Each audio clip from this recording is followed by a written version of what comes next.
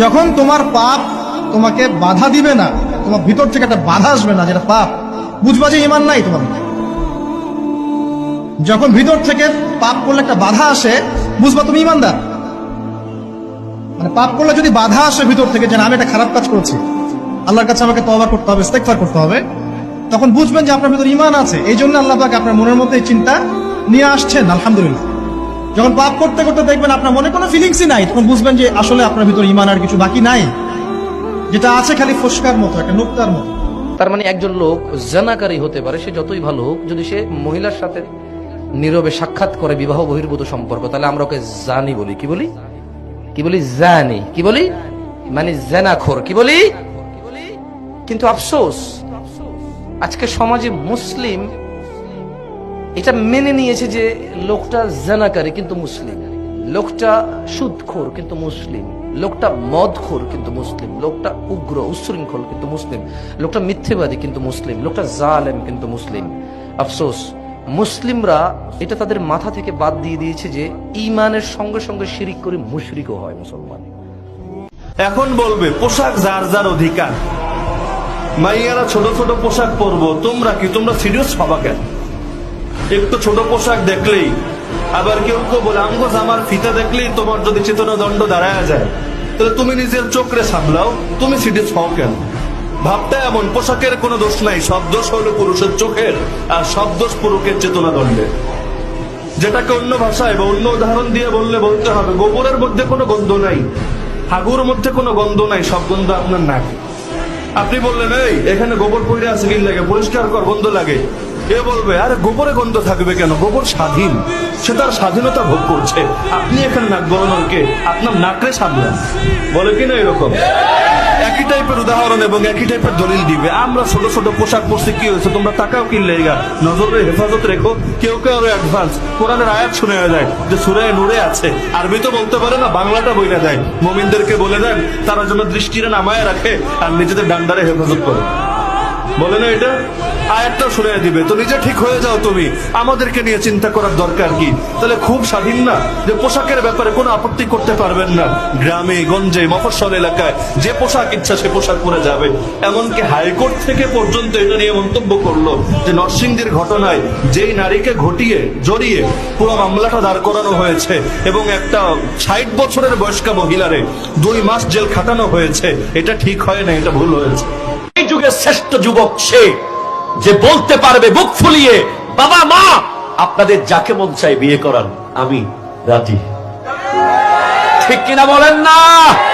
আমি মনে করি সে সমাজের শ্রেষ্ঠ যুবক বর্তমান সময়ে, যে তার বাবা মাকে এখতিয়ার দিতে পেরেছে, এই বাবা মাকে তাদের স্বাধীন ইচ্ছা দিতে পেরেছে যে আপনাদের যাকে মন চায় আপনি শাদী করাতে পারেন, আপনাদের কথা মতো আমি প্রস্তুত আছি। আমি বিশ্বাস করি ওই সংসারে সারা জীবন বাবা মার দোয়া থাকে। ইফতারির আগে যে দোয়া, ওইটা আল্লাহ ফিরায় না। ইফতারি করার আগ মুহূর্তে আমরা যে পেঁয়াজ, আলুর চপ, বেগুনি, এগুলো খান আপনারা? রুয়াবজার শরবত খান নাকি?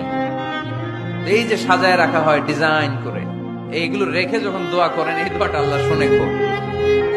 আল্লাহ বলে কিরে ফেরেশতারা, ঘটনা কি, এত খাবার কেন? আল্লাহ রোজা রাখছে, কি চায়? আল্লাহ ক্ষমা চায়। তো খায় না যে তৃষ্ণার, তো আল্লাহ আপনার ভয়, আমারা দেখছে না, আল্লাহ আপনারা দেখে নাই, জান্নাত দেখে নাই, আমার জাহান্নাম দেখেছে, আল্লাহ কিন্তু জানে। তারপরে ফেরেশতাদের মুখ থেকে বের করা হবে, সুবহানাল্লাহ পড়ে, আমার জাহান্নাম দেখেছি কিনা বলো। ফেরেশতারা বলে না, জাহান্নাম দেখে নাই। আমার জান্নাত দেখেছে কিনা বলো, জান্নাতও দেখে নাই, কিছুই দেখে নাই, আপনারও দেখে নাই। আল্লাহ এবার খুশি হয়ে যাবে। আমার খুশির জন্য আমার ভয়ে তৃষ্ণার্ত ক্ষুধার্ত সামনে খাবার হাত বাড়ালেই খেতে পারে, গ্লাসটা তুললেই পান করতে পারে, আমার ভয়ে খায় না। আমার ক্ষমা চায়, আমার কাছে ক্ষমা প্রার্থনা করে। এখন আমার বান্দা যা দোয়া করবে, বান্দার সব দোয়া আমি কবুল করে নেব। ভাইয়ের স্ত্রীকে ভাবি না ডেকে বড় আপু ডাকাটাই সবচেয়ে উত্তম। এই জিনিসটা বুঝবেন, আমি কেন বলছি আপনারা একটু পরে বুঝবেন। ভাইয়ের স্ত্রীকে ভাবি না ডেকে বড় আপু ডাকা স্বামীর ভাইকে দেবর না ডেকে ভাইয়া বলে ডাকা, এটাই সবচাইতে উত্তম বর্তমানে। কারণ এই পর্যন্ত কোন ভাইয়ের হাতে বোনের ইজ্জত লুণ্ঠন হয় নাই। এটা একটা কমন সেন্সের বিষয়, একটু বুঝবেন। আপনি যখন মাথায় বসাই নিবেন এটা আমার বোন, শয়তান আর এখানে দুষ্টামি করার কোন সুযোগ। বোনে যখন বসাই নিবে এটা তো আমার ভাই, ওই দুষ্টামি করার কোন সুযোগ, কারণ সম্পর্ক হয় পরে, দুষ্টামি শুরু হয় আগে। আর প্রত্যেকটা কিছুর মাঝখানে শয়তানের ইন্ধন থাকে। তো সেজন্য নবী বলেছেন এটার থেকে বেঁচে থাকবা তোমরা। তা আমার একটা পরামর্শ থাকবে, ভাইয়ের স্ত্রীকে আমরা ভাবি না বলে বড় আপু বলে ডাকবো। বড় আপু ডাকবো।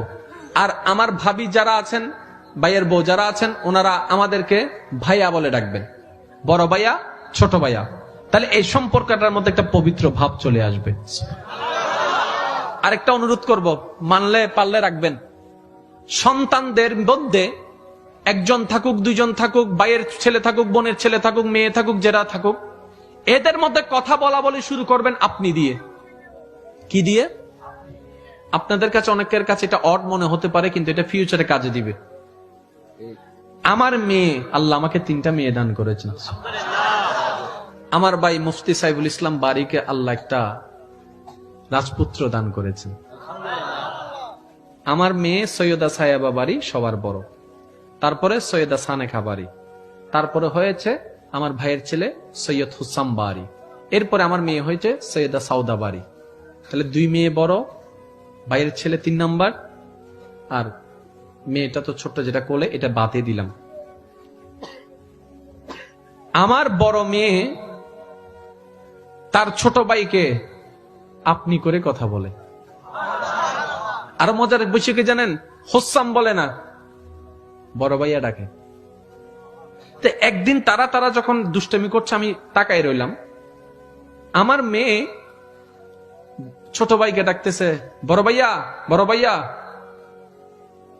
দেখি ও দৌড়াই আসছে, বয়সে ছোট কিন্তু ডাকালাম বড় ভাইয়া, বয়সে ছোট ডাকছে আপু। বড়জন মেজজনকে মেজ আপু ডাকে, মেজজন বড়জনকে বড় আপু ডাকে। এটা আজকে বুঝবেন না, যখন সম্পত্তির জন্য বড় হয়ে যাবে, 2-4টা সংসারে কথা চলে আসবে, ওই অভদ্রতা সম্পর্ক নষ্ট আর হবে না। কেন? যখন কারো জন্য মাথায় সম্মানবোধ শব্দ বসে যায়, তার সাথে আমরা বেয়াদবিও করতে পারি না, ঝগড়াও করতে পারি না, সম্পর্কটা সুন্দর হয়ে গেছে।